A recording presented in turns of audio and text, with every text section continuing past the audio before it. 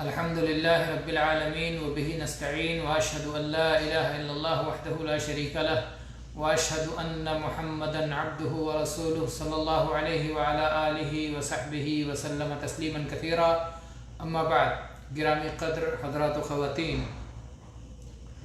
الشرح الممتع کتاب البیوع سے ہم سلسلے وار پڑھ رہے ہیں، درس رکھے ہوئے ہیں، جس میں بیع کی شروط کا تذکرہ ہو رہا تھا اور یہ بتایا گیا کہ کسی بھی بیع کے درست ہونے کے لیے پہلی شرط طرفین کی رضامندی ہے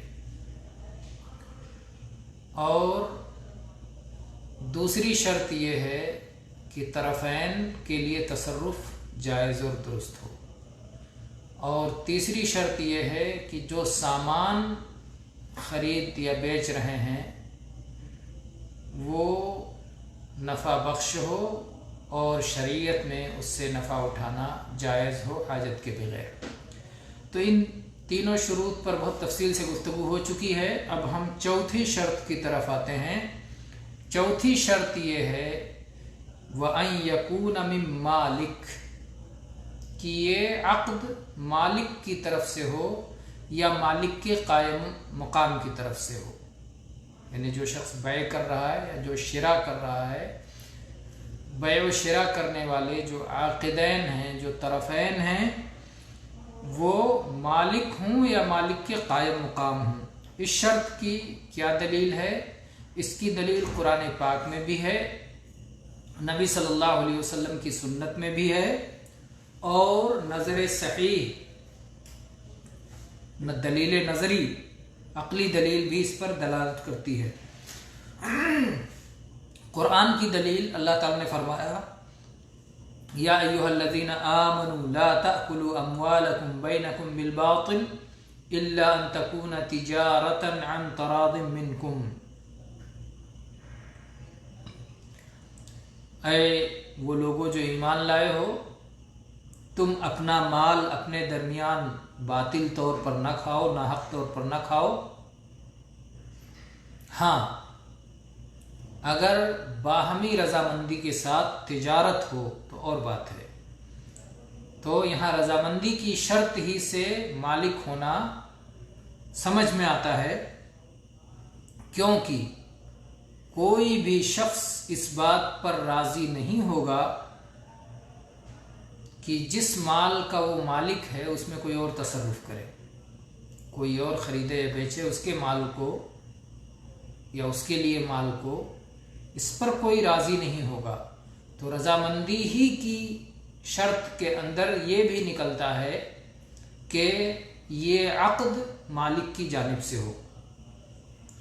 سنت سے اس کی دلیل نبی کریم صلی اللہ علیہ وسلم کی وہ حدیث جو آپ نے حکیم ابن حزام کو مخاطب کر کے فرمایا تھا، آپ نے کہا لا تبع ما لیس عندک۔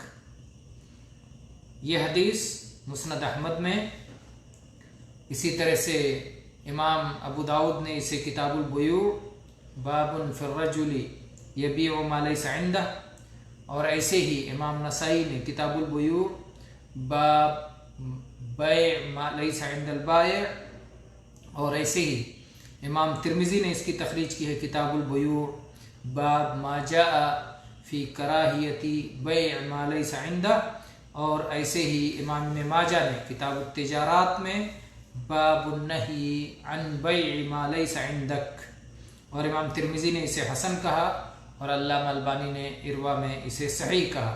تو گویا یہ سنن اربعہ کی روایت ہے، ابو داؤد، ترمذی، نسائی، ابن ماجہ، سنن کی جو چاروں معروف کتابیں ہیں، چاروں میں یہ حدیث موجود ہے کہ اللہ کے نبی نے فرمایا لا تبع ما لیس عندک، وہ چیز مت بیچو جو تمہارے پاس نہیں ہے، یعنی جس کے تم مالک نہیں ہو اور مالک بن کے جسے اپنے قبضے میں نہیں کر لیا ہے۔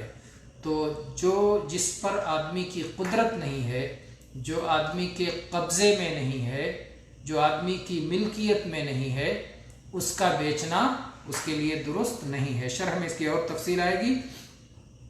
تو یہ ہو گئی سنت کی دلیل ملکیت کے لیے سنت کی دلیل، اور نظر صحیح کی دلیل یہ ہے کہ اگر لوگوں کو چھوٹ دے دیا جائے کہ کچھ بھی بیچیں، یعنی اپنا مال یا دوسرے کا مال بیچ لیں، اگر لوگوں کو دوسروں کا مال بیچنے کی چھوٹ دے دی جائے، اجازت دے دی جائے، دوسروں کے لیے مال خریدنے کی اجازت دے دی جائے، تو ایسی افراتفری مچ جائے گی کہ جس کا کوئی حد و حساب نہیں ہے۔ لوگ عدوان اور سرکشی پہ تل جائیں گے اور انسانی زندگی ٹھیک ٹھاک باقی نہیں رہ سکتی ہے، تیا پاچا ہو جائے گا، اور لوگ ایک دوسرے کا مال بیچنے میں مسلط ہو جائیں گے۔ تو اس لیے اس کی اجازت عقلی طور پر بھی نہیں دی جا سکتی ہے۔ نظر صحیح بھی اسی کا تقاضا کرتا ہے کہ عقد بیع اور شراء کرنے والے یا تو مالک ہوں یا مالک کے قائم مقام ہوں۔ مالک کے قائم مقام کون لوگ ہوتے ہیں؟ کون لوگ ہیں جو مالک کے قائم مقام ہو سکتے ہیں؟ شیخ ابن عثیمین رحمہ اللہ فرماتے ہیں کہ یہ کل 4 طرح کے لوگ ہیں، 4 اصناف، 4 طرح کے لوگ۔ ایک ہے وکیل، دوسرا ہے وصی، تیسرا ہے ولی، اور چوتھا ہے ناظر۔ یہ 4 لوگ مالک کے قائم مقام ہیں، وکیل، وصی، ولی اور ناظر۔ یہ کون لوگ ہیں؟ ان کا کیا مطلب ہے؟ وکیل کسے کہتے ہیں؟ وصی کسے کہتے ہیں؟ ولی کسے کہتے ہیں؟ ناظر کسے کہتے ہیں؟ آئیے سمجھتے ہیں۔ وکیل اس شخص کو کہتے ہیں زندگی میں جسے تصرف کی اجازت دی گئی ہو، یعنی ایک زندہ شخص ہے، کسی آدمی کو اپنی زندگی ہی میں کسی کام کے کرنے کی اجازت دیتا ہے۔ ایک شخص کسی کو اپنی گاڑی دے دیتا ہے کہ یہ لو میری کار اور جاؤ اسے بیچ دو، اسے وکیل بنا دیا اپنی گاڑی بیچنے کے لیے، اسے وکیل بنا دیا۔ یا کوئی اور سامان کسی نے کسی کو دے دیا، بھائی یہ میرا سامان بیچ دو، تو یہ وکیل ہے، اور اس کا بیچنا درست ہوگا اس لیے کہ وہ وکیل بن جانے کی وجہ سے مالک کا قائم مقام ہو گیا، اور نبی کریم صلی اللہ علیہ وسلم نے بیع و شراء میں وکیل بنایا ہے۔ حدیث میں اس کی دلیل موجود ہے۔ بخاری میں کتاب المناقب آپ دیکھیں، باب علامات النبوہ، عروہ رضی اللہ عنہ کی حدیث ہے۔ تو یہ رہا وکیل کا مسئلہ، آگے انشاءاللہ اور مزید تفصیل آئے گی۔ تو یہ ہو گیا وکیل، جس کو آدمی اپنی زندگی ہی میں کسی تصرف کی اجازت دے دے۔ دوسرا ہے وصی۔ وصی کون ہے؟ وصی وہ ہے جسے موت کے بعد تصرف کا حکم دیا گیا ہو، یعنی وصیت کر دی جائے کہ میری وفات کے بعد تم یہ کام کر لینا۔ جیسے کوئی شخص کسی شخص کو XYZ کسی کو حکم دے کہ میرا یہ مال ہے اور میری وفات کے بعد اس مال میں فلاں کام کرنا ہے نا، اس مال میں تم یہ تصرف کرنا، تو وصی جو مناسب سمجھے گا، زیادہ مناسب جو سمجھے گا، اس کے مطابق اس مال میں عمل کرے گا، جبکہ وہ مالک نہیں ہے، وہ وصی ہے، اس کے لیے وصیت کی گئی ہے کہ تم اس مال میں تصرف کرنا۔ تو یہ وصی ہے جس کو موت کے بعد تصرف کی اجازت حاصل ہوتی ہے، تو یہ مالک کے قائم مقام ہے۔ تو مالک کے قائم مقام پہلا شخص ہو گیا وکیل، دوسرا شخص ہو گیا وصی، تیسرا شخص ہے مالک کے قائم مقام جو ہوتا ہے وہ ہے ناظر۔ ناظر کون ہے؟ ناظر کہتے ہیں کہ جس شخص کو کسی وقف پر وکیل بنایا گیا ہو، وقف کی ذمہ داری دی گئی، وقف کی دیکھ ریکھ کے لیے جس کو ذمہ دار بنایا گیا ہو۔ جیسے ایک شخص کہے کہ یہ مکان ہے اور یہ فقراء و مساکین کے لیے وقف ہے، اور اس مکان کی نگرانی اور دیکھ ریکھ اور ساری ذمہ داری فلاں کے ذمہ ہے، وہ اس کا ناظر ہے۔ تو ناظر مالک نہیں ہوتا، لیکن ناظر کو مالک کی اجازت سے تصرف کا حق ہوتا ہے، اس لیے ہم اس کو ناظر کہتے ہیں۔ اس کا ناظر نام دیا گیا ہے کہ یہ جو وقف کی ملکیت ہوتی ہے اس کا نگران ہوتا ہے۔ اور اس سلسلے میں عمر رضی اللہ عنہ کی وہ حدیث ہے کہ خیبر میں ان کو زمین سے جو حصہ ملا تھا انہوں نے اسے وقف کیا، اور حفصہ رضی اللہ عنہا اور ان کے بعد ان کے آل و اولاد میں جو عقل و ہوش والے ہیں ان کے لیے انہیں ناظر بنایا۔ تو عمر رضی اللہ عنہ نے اپنی بیٹی کو خیبر کی زمین کو وقف کر کے اس کا نگراں اور اس کا ناظر متعین کیا۔ تو یہ ہو گیا ناظر۔ تو وکیل ہم نے سمجھ لیا، وصی ہم نے سمجھ لیا، اور ناظر ہم نے سمجھ لیا۔ تین ہو گئے۔ چار طرح کے لوگ ہوتے ہیں قائم مقام، چوتھا ہے ولی۔ ولی مالک کے قائم مقام۔ ولی کہتے ہیں اس شخص کو جو شریعت کی اجازت سے دوسرے کے مال میں تصرف کرنے کا حق رکھتا ہے۔ ولی اس شخص کو کہتے ہیں جو شریعت کی اجازت سے دوسرے کے مال میں تصرف کا حق رکھتا ہے۔ یہ ولایت دو طرح کی ہوتی ہے، ایک عمومی ولایت اور ایک خصوصی ولایت۔ عمومی ولایت جیسے مسلمان اولو الامر، مسلمان حاکم ہیں یا قاضی ہیں، مسلمان حاکم یا قاضی ہیں جن کو مسلمانوں کا حاکم بنایا گیا ہے، تو ان کو ان مالوں پر جس کے مالک نامعلوم ہیں، مجہول لوگ ہیں، ایک ایسا کوئی مال ہے جس کا مالک کوئی معلوم نہیں، کسی کے بارے میں علم نہیں کہ اس کا مالک ہے، مالک معلوم نہیں ہے، نامعلوم شخص اس کا مالک ہے، تو اس کی ولایت حاکم یا قاضی کے پاس ہوتی ہے۔ اسی طرح سے ایسے یتیم کہ جن کا کوئی خاص ولی نہیں ہے، تو ان کا ولی حاکم ہوتا ہے یا قاضی ہوتا ہے۔ اس طرح کی شریعت کی جانب سے جنہیں ولی مقرر کیا گیا ہے، تو شریعت کی اجازت سے جو لوگ دوسرے کے مال میں تصرف کا حق رکھتے ہیں انہیں ولی کہا جاتا ہے۔ یہ ہوئی ولایت عامہ کی مثال۔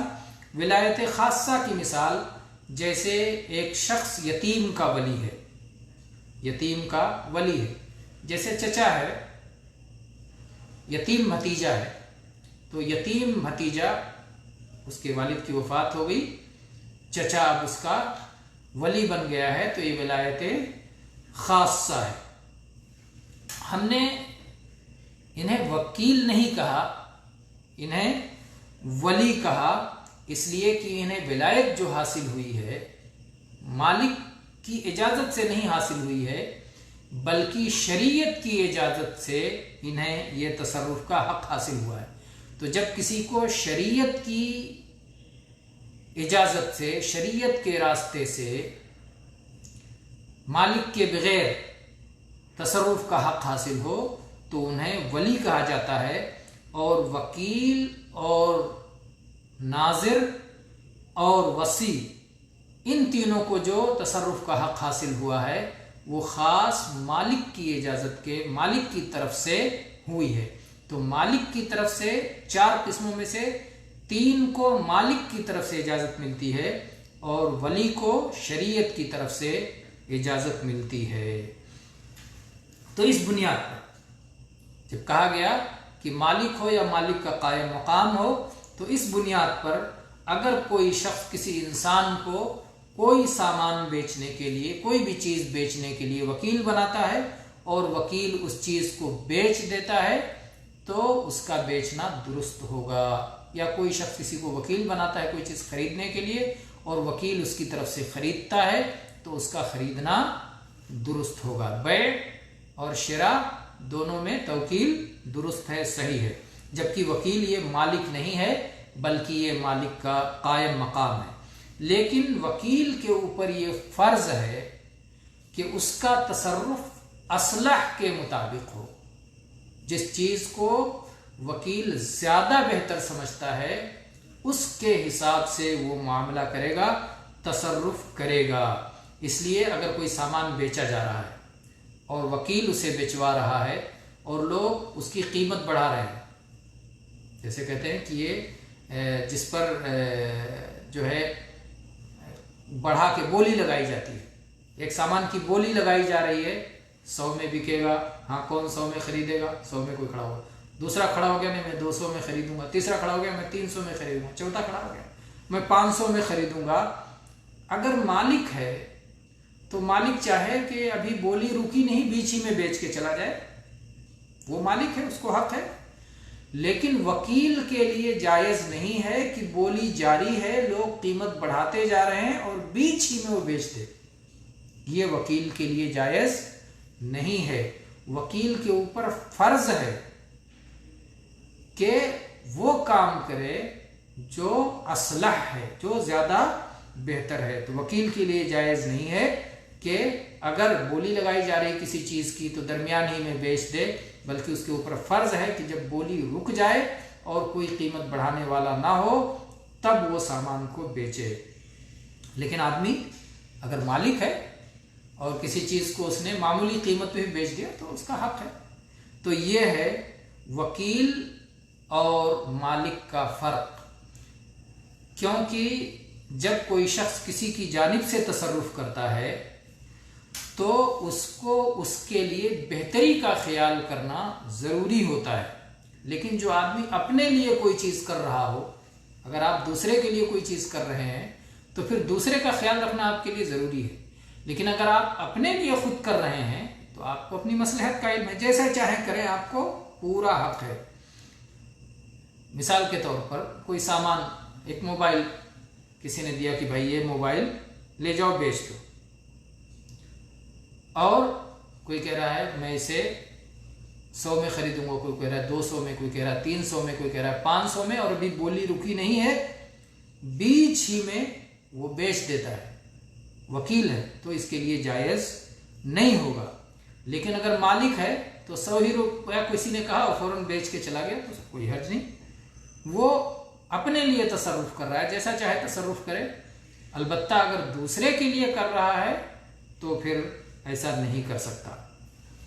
जिसमें दूसरे के लिए तसर्रुफ करते हुए उसकी बेहतरी का और सबसे आला तरीन बेहतरी का उसके ख्याल किया जाएगा, जिसमें आला से आला, बेहतर से बेहतर उसे हिस्सा मिले। शेख इब्न उसैमीन रहमतुल्लाह फरमाते हैं कि ये चीज इबादत तक में है, इबादत तक में है कि अगर आप कोई काम ऐसा कर रहे हैं जिसमें दूसरे का ख्याल रखना है तो फिर आप अपना ख्याल नहीं रख सकते कि आपकी मर्जी क्या है, आपकी ख्वाहिश क्या है, बल्कि दूसरे की रियायत करनी है। उसकी मिसाल ऐसे है कि अगर आदमी किसी की इमामत कर रहा है, अगर आप कुछ लोगों की इमामत कर रहे हैं, लोगों को सलाह पढ़ रहे हैं, तो फिर लोगों का ख्याल करना जरूरी है, सुन्नत के मुताबिक उन्हें सलाह पढ़ाएंगे आप। लेकिन आप अपने लिए पढ़ रहे हैं तो आप जैसा चाहें पढ़ लें। जैसा कि नबी करीम सल्लल्लाहु अलैहि वसल्लम की हदीस है, इज़ा सल्ला अहदुकुम बिन्नास फलयुखफ्फिफ व इज़ा सल्ला लिनफ्सिही फलयुतव्विल मा शा। जब कोई शख्स लोगों की इमामत करवाए तो हल्की फुल्की सलाह पढ़े, और जब खुद के लिए अकेले पढ़े तो जितनी लंबी चाहे उस तरह से पढ़े। ये सही बुखारी की हदीस है, किताबुल अजान, बाब इज़ा सल्ला लिनफ्सिही फलयुतव्विल मा शा। और सही मुस्लिम में भी ये हदीस है, किताबुस सलाह, बाब अम्रिल अइम्मा बितखफीफिस सलाह फी तमाम, अबू हुरैरा रज़ियल्लाहु अन्हु की रिवायत। तो ये हो गया कि या तो मालिक की तरफ से हो या मालिक के कायम मकाम की तरफ से हो। अब अगर कोई आदमी दूसरे की मिल्कियत की कोई चीज बेचता है तो ये दुरुस्त नहीं होगा, इसलिए कि एक शर्त मौजूद नहीं है और वो शर्त मिल्कियत की शर्त है, वो मालिक नहीं है, इसलिए उसका अक़्द बै दुरुस्त नहीं होगा। एक आदमी अपने बाप की कोई चीज बेच लेता है, बेटा अपने बाप की कोई चीज बाप की इजाजत के बगैर, बाप मालिक है, बाप की इजाजत के बगैर कोई चीज बेच लेता है, या इसी तरह से बाप अपने बेटे की कोई चीज बेच लेता है, तो ये भी दुरुस्त नहीं होगा। बाप, कुछ मिल्कियत बाप की है, कुछ मिल्कियत बेटे की है, दोनों की मिल्कियत वाज़ेह है, इसके कंट्रोल में है, वो उसके कंट्रोल में है, इसकी ताकत में, उसकी इजाजत। तो बाप भी अगर अपने बेटे की कोई चीज बेचना चाहे तो बेटे की इजाजत से ही बेचेगा, तभी बै दुरुस्त होगा, नहीं तो बै दुरुस्त नहीं होगा। अगर कोई एतराज करे क्या रसूल सल्लल्लाहु अलैहि वसल्लम ने ये नहीं फरमाया है अंत व मालुका ले अबी, कि तुम और तुम्हारा माल के मालिक, तुम्हारे भी मालिक और तुम्हारे माल के भी मालिक तुम्हारे वालिद हैं। तो जब वालिद बाप बेटे के माल का मालिक है तो बेटे का माल बेचना उसके लिए दुरुस्त क्यों नहीं है? शेख इब्न उसैमीन रहमुल्लाह जवाब देते हैं, कहते हैं हाँ हदीस बिल्कुल सही है। अल्लाह के नबी सल्लल्लाहु अलैहि वसल्लम ने फरमाया कि तुम और तुम्हारा माल तुम्हारे बाप का है, यानी तुम्हारे बाप तुम्हारे भी मालिक हैं और तुम्हारे माल के भी मालिक हैं। लेकिन अगर कोई बाप अपने बेटे की कोई चीज बेचना चाहता है तो पहले उसका मालिक बन जाए। उसने बेटे को मालिक बना रखा है और फिर बेच रहा है तो दुरुस्त नहीं होगा। पहले बेटे से लेके खुद मालिक बन जाए, उसके बाद में फिर उसे बेचे तो हमें कोई एतराज नहीं है। लेकिन बेटा मालिक है उसका, बाप ने उसे अपनी मिल्कियत में नहीं लिया और अपनी मिल्कियत में लिए बगैर अगर उसे बाप फरोख्त कर रहा है, बेच रहा है, तो ये अक़्द बै दुरुस्त नहीं होगा, ये अक़्द दुरुस्त नहीं होगा। तो आज के दर्स के लिए इतना ही। इंशाअल्लाह फिर हम आगे के बातें इंशाअल्लाह अगले दर्स में करेंगे ताकि बात को आसानी से समझा जा सके और जहन में महफूज रह सके। व आखिरु दावाना अनिल हम्दुलिल्लाहि रब्बिल आलमीन।